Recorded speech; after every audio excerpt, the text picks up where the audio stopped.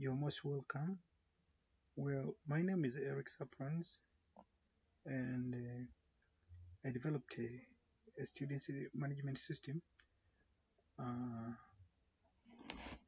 and of course, now this video may be short, but I'll be making so many videos explaining the same thing, the same application, so that we can understand it more and more. Now, I developed an application. This application is a students management system, or call it a school management system, and its work is to manage all activities taking place within the school or within a school. So without wasting time, let's go to the point. So I'll use XAMPP to connect to the database. So I'll start Apache, and then I start MySQL. So when they start, I'll go direct to Visual Studio. Of course, now I'm using 2022. Some other people they're using 2013, some other people they're using 2019. It depends on which version you prefer, but me I prefer this most. So our application is starting. As you can see, it has started. Now let us click on this to view how the application looks like. So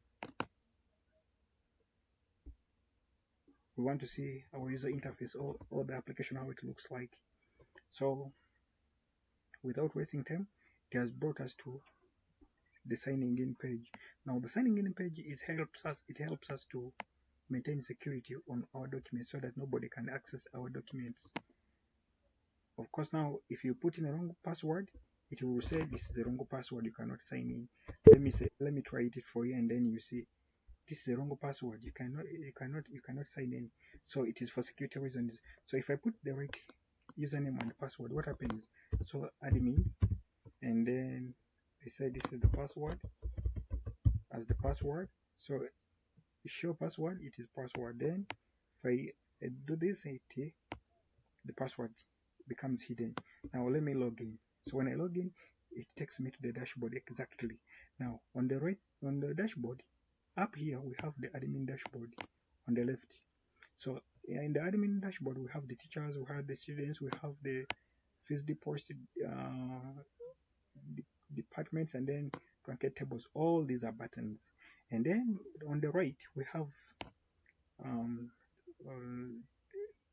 table formats of students, and then teachers, departments, plus fees deposits. Now each and everything is reading 0 because we've not inserted in anything.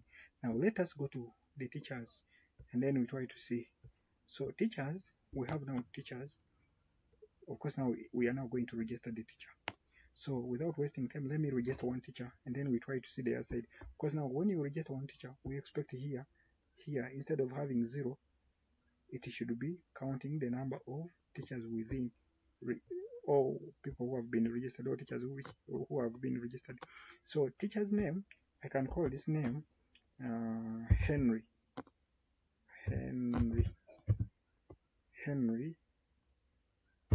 John.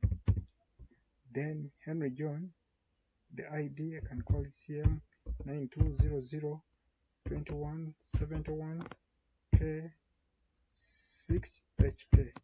So, and then address, I can call this Kawempe for that teacher. And then address, the teacher is teaching English, and then the teacher's contact, I can call it this 7890, then 9021, and then 8812. And then the gender, I can call this to be male because Henry or John is supposed to be male. So the teacher is dealing in education, and the date of birth, I can call this 9th of, let's say, April,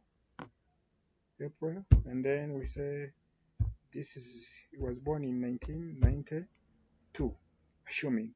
So the teacher has to come down here. Now let us try to go to the dashboard, and then when we try to see, is it reading already? So far we have now one teacher because we've inserted only one teacher. So get back to the teacher. Now when you come to the teacher's page, we have now the students, marks, report cards, and then this. So now let us go to the report cards and then we try to see. Of course, this video is stopping